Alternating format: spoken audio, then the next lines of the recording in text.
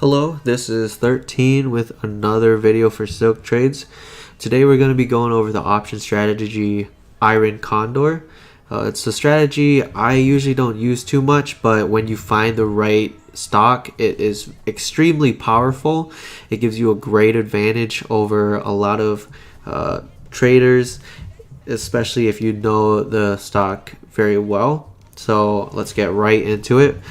This is one that I started a week ago. I fully expect to make the 44 bucks for my credit.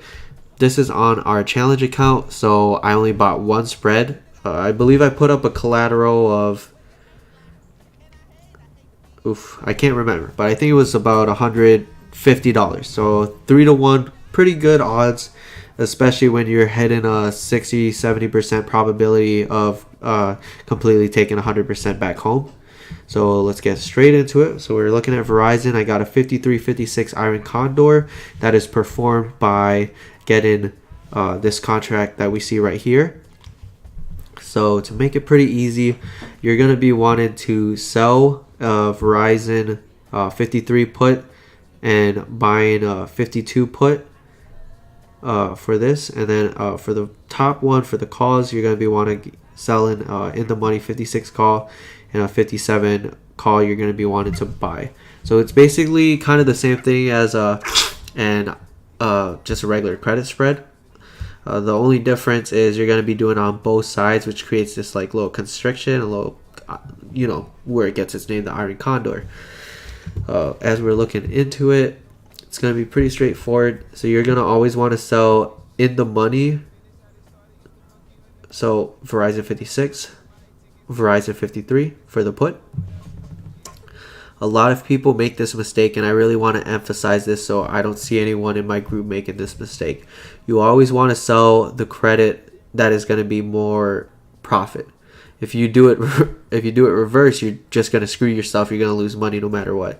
So always double check. And the nice thing about Robinhood is it'll mention it to you. It'll say, are you trying to do this strategy? So always, before you submit your order, always look to make sure it says Iron Condor.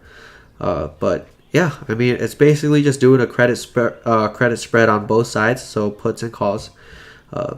So right now, I am profiting 4.5%. I could have got a way better entry. I could have made about 40% right now. There was a pretty big spike last week at 55, or I think it was like $55.85. It was a new all-time high, but there's no way I could have known that. It was essentially trading sideways the whole time. You probably could have got in at 53, but I was pretty eager to get in. I already knew I was going to make profit off of it. I was more chasing to make sure that I could get in so I could start profiting off the theta. So going over Verizon, why you want to get into an Iron Condor. Let's just write some key points right here, okay?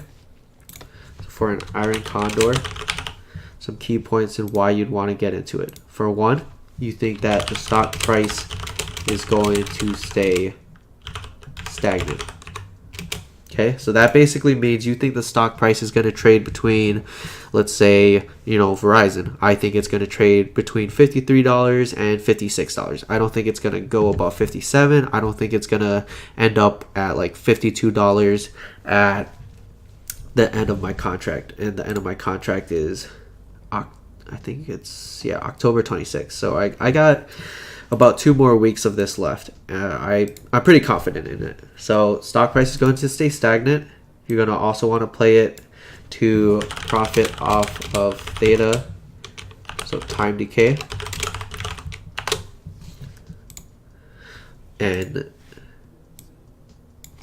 you want to play this when you want to do a limited risk, limited reward play. Okay, so make sure you remember that. Iron Condor, you're going to want the stock price is going to stay stagnant. You want it to stay in a certain range. You want to profit off of time decay, so you're expecting that the price won't move for X amount of weeks.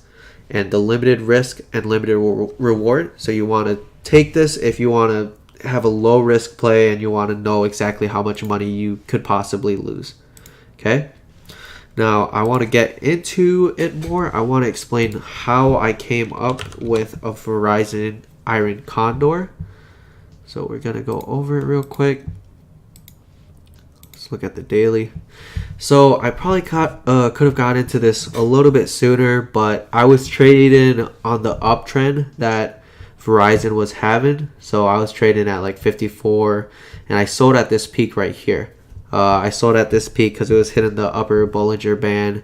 It's pretty high above the Ichimoku cloud. The golden cross just happened, so I really just wanted to take profits right here. As you can see, it's still way above. It's about to go under the 50 SMA line. So I still think it's going to stay in this range. I don't feel like it would go under 53. It's been trending in the same space.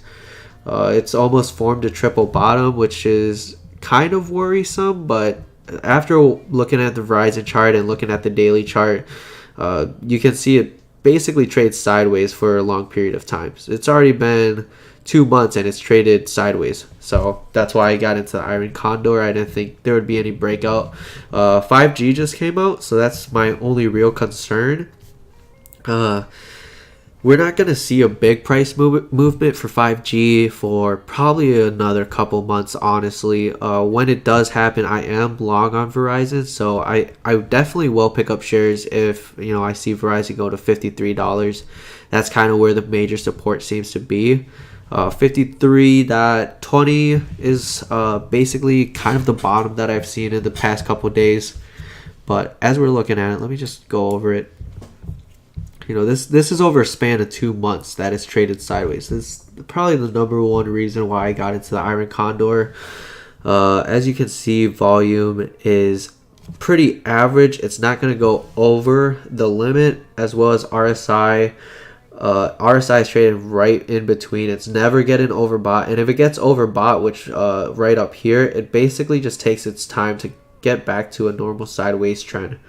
As well as looking at other trends, it's staying above the 50 SMA. The 200 SMA is pretty stagnant itself, as well as they already paid their dividends. So that was another good reason why I got in when I chose to. If you got in, if you don't know this, usually when a company pays dividends, it's usually portrayed in their stock price. Usually after a dividend gets paid, you can see the stock price go down a bit.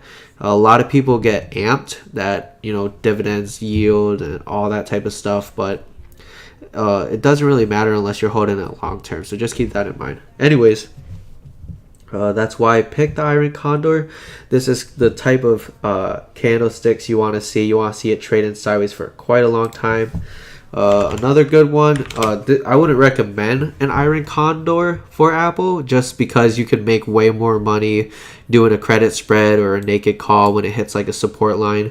But these are the type of trends you want to look at, especially for the tech sector. That this is October 9 that we're talking about.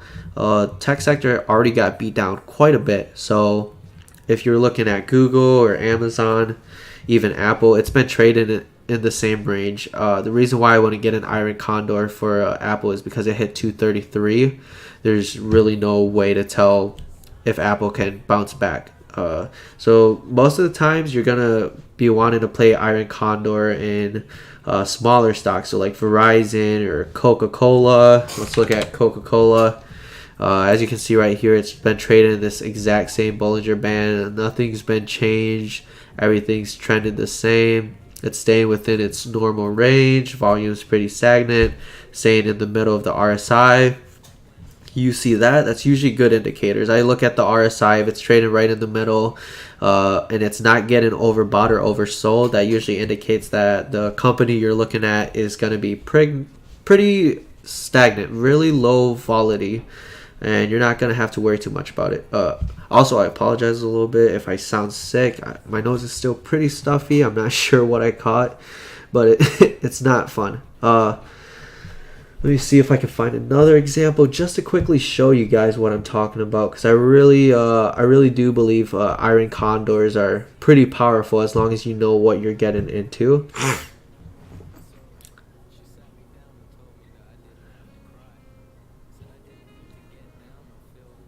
I think those might be it. Bank of America might be another good one. that I would recommend, but they just had their earnings report and they fell pretty bad. They went from like $30 to 27. Was that today?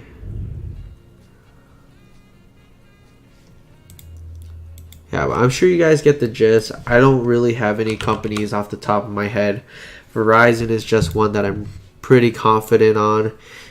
Just look for those stocks that really trade in the same range for months. They're usually good bets for this type of strategy. And if you're looking for a limited risk play, this is definitely your way to go. I could actually see maybe if, yeah, so release collateral, right? So it's gonna be $100. So that's basically the most you can lose. There's a little bit more math towards it, but as long as you get the gist of how much you're gonna be. Oh wait.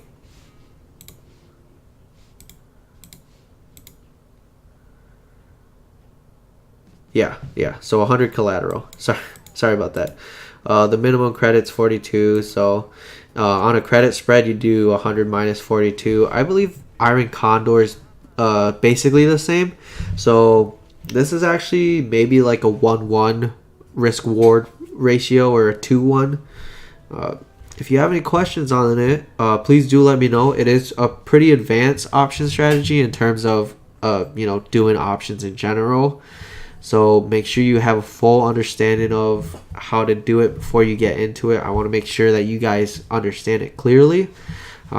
Always feel free to ask in chat what we're getting into and what it means. I don't like to see people get into options when they don't understand it at all. It's pretty dangerous unless you know what you're doing. Give this video a like if I was able to teach you something. If you have any questions, feel free to ask me in chat. My name's 13. Hope you guys have a great night. Thanks for viewing the video.